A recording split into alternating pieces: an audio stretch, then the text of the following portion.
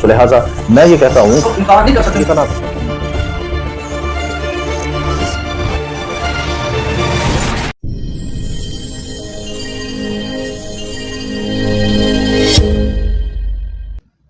शलोम everyone, बारूक हाशिम मैं आपका भाई पाशा सुफियान बनियामीन आपकी खिदमत में हाजिर हूँ। आप देख रहे हैं सुफियान बीएम यूट्यूब चैनल। अजीज़ों, अगर आप हमारे चैनल पर हैं तो चैनल को सब्सक्राइब कर लें, बेल के बटन कॉल पर क्लिक कर लें और वीडियो को दूसरों के साथ ज़रूर शेयर कर लें। अजीज़ों, हम सीख रहे हैं बाइबल की यहूदी तफसीर। अजीज़ों, पहले बाब की पहली आयत पर एक बहुत बड़ा शोर है जिसको अक्सर कलीसिया से जो है छुपाया गया और कलीसिया को उससे दूर रखा गया। सबसे पहले तो मैं तख्लीक का जो अमल है उसके बारे में चंद बातें आपको कबाला ज़ोहार से बताता हूँ, फिर पहली आयत पर थोड़ी-सी गुफ्तगू करेंगे और वीडियो को क्लोज़ कर देंगे और आप लोगों के साथ अगली वीडियो में बड़ी तफ़सीलन गुफ्तगू भी करूँगा। तो लिहाज़ा कबाला ज़ोहार में ये बताया गया है कि जो इब्रानी के 22 हरूफ थे वो खुदा के सामने हाज़िर हुए। कबाला ज़ोहार में बताया जाता है ये 22 हरूफ बेसिकली 22 सफ़ीरा भी हैं। 22 सफ़ीरा के ज़रिए कायनात को ख़लक़ किया गया और 22 सफ़ीरा यानी 22 हरूफ जो हैं वो खुदा के सामने पेश हुए। ये बताया जाता है उसके अंदर कि जब हरूफ पेश हुए तो उनकी तरतीब ये थी कि वो अलफ़ से ताव तक पेश नहीं हुए, बल्कि ताव से अलफ़ तक जो है हरूफ पेश हुए। यानी पहला हरूफ जो पेश हुआ वो ताव था, यानी इसकी जो तरतीब थी वो उल्टी थी। तो वो पेश होकर खुदावंद से कहते हैं कि तू हमारे ज़रिए से तख्लीक कर। इसी तरह हर हरूफ हाज़िर होता रहा और खुदा उसको बताता रहा कि तेरा क्या काम है, तेरा क्या वर्क है, इसलिए तुझसे तख्लीक नहीं होगी। इसी तरह बेत जब आता है खुदा के सामने तो खुदा बेत जो कहता है कि तुम मेरे ज़रिए तख्लीक कर, तो खुदा बेत को यानी जो हरूफ बेत है उसको कहता है कि मैं तेरे ही ज़रिए से कायनात को खलक करूँगा और तुझ में ही ये जो है एक सीक्रेट जो है वो रखूँगा। ये याद रहे कि ये कबाला के अंदर एक इसे एक पोशीदा तफसीर कहा जाता है, शराना तफसीर कहा जाता है। तो इस तफसीर के अंदर ये सारी कहानी है जो मैं आपके सामने पेश कर रहा हूँ।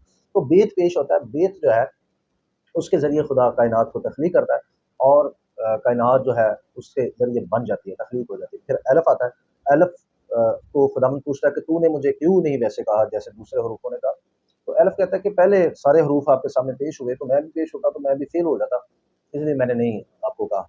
तो खुदावंद अलफ़ को कहता है कि तेरे ज़रिए से मेरी तौहीद का इज़हार होगा और बेसिकली वो खुदा को प्रेज़ेंट करेगा हर जगह। तो ऐसा ही हुआ, जनाब मसीह ने अपने आप को अलफ़ कहा।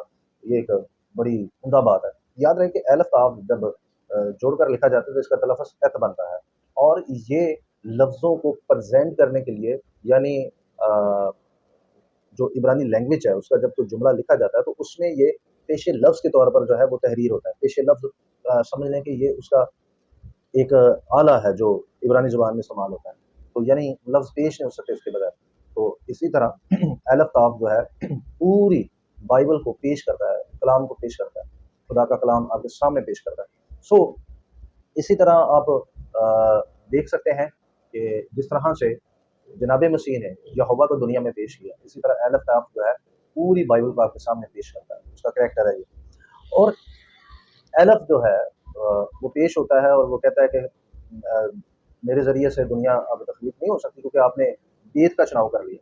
तो जब बेत का चुनाव होता है तो बेत जो है उसको जब इस्तेमाल किया जाता है तोरा के अंदर, तो सबसे पहले आप जब तोरा खोलते हैं तो पैदाइश की किताब में आप इब्रानी में पैदाइश की किताब का नाम पढ़ते हैं जिसका नाम है बेरशीत। तो सबसे पहला हरूफ जो इसके अंदर आता है वो बेत है।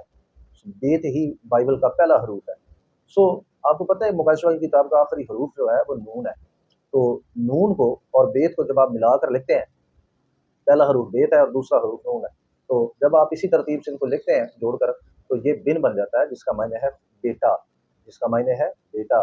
तो बेत अव्वल है और नून आखिर है। तो पूरी बाइबल बेटे में लिखी गई। अब आगे बढ़ते हैं पैदाइश की किताब के पहले बाब की पहली आयत पर। पहले बाब की पहली आयत पर मुख्तलिफ ख़यालात हैं। कुछ लोग कहते हैं कि इब्रानी में जो त्यूहू और ब्यूहू इस्तेलाह इस्तेमाल हुई है, दरअसल ये इस बात की तरफ इशारा है कि पहले भी इस दुनिया के अंदर तख्लीक मौजूद थी या दुनिया बसी हुई थी। ये तसव्वुर किया जाता है यहूदियों के अंदर कि बेसिकली यहाँ पर शैतान राज करता था और तारीकी थी और शैतान यहाँ पर बसता था और उसकी रया या उसके फरिश्ते या उसके लोग। बहरहाल मैं इस बात से इतना ज़्यादा सहमत नहीं हूँ, लेकिन ये बतौर इल्म आपको बताना ज़रूरी है और ये स्टडी का हिस्सा है। और ये भी बताया जाता है कि जब खुदा ने ये कहा कि रोशनी हो, तो बेसिकली ये नई शुरुआत थी, एक नई तरतीब थी। और कुछ लोग तो इस तर्जमे का भी सहारा लेते हैं जो कि बहुत करीब-करीब है, और इस तर्जमे पर हम ज़्यादा ऐसा कोई शक भी नहीं कर सकते, क्योंकि ये तर्जमा काबिल कबूल भी समझा जाता है, और जो यहूदी रबाई हैं इसको काफ़ी हद तक कबूल भी करते हैं। इस तर्जमे में कुछ यूँ तरतीब है, क्योंकि आपके पास जो इस वक़्त ट्रांसलेट है अंग्रेज़ी की किंग जेम्स की और उर्दू बाइबल की, उसमें ये बताया गया है कि जो बाइबल का जो पहले बाब की पहली आयत का जो तर्जुमा है, वो ये बताया गया है कि खुदा ने इब्तिदा में ज़मीन व आसमानों को खलक किया।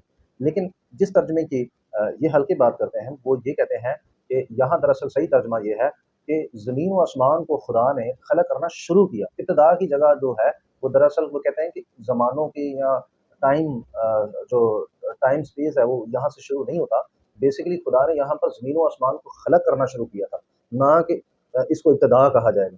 वो कहते हैं यहाँ इब्तिदा की बात नहीं हो रही, यहाँ ये बात हो रही है कि खुदा ने ज़मीन व आसमान को खलक करना शुरू किया था। तो इसका मतलब ये हुआ कि इब्तिदा पहले पहले बहुत ज़्यादा पहले हो चुकी थी।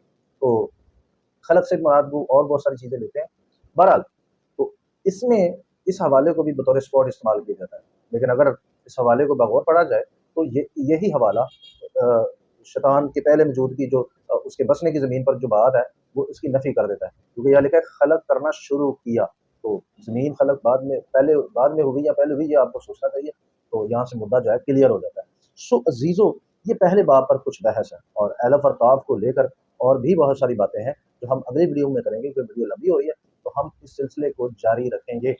और इसको मैं जारी इस तरह से रखूँगा कि अगर आप लोगों की दिलचस्पी मैंने बाइबल स्टडी में देखी, तो मैं इसको मज़ीद जारी रखूँगा, और अगर मैंने देखा कि आप लोगों की दिलचस्पी इसमें नहीं है, तो पॉसिबल है कि मैं इसे क्लोज़ कर दूँ।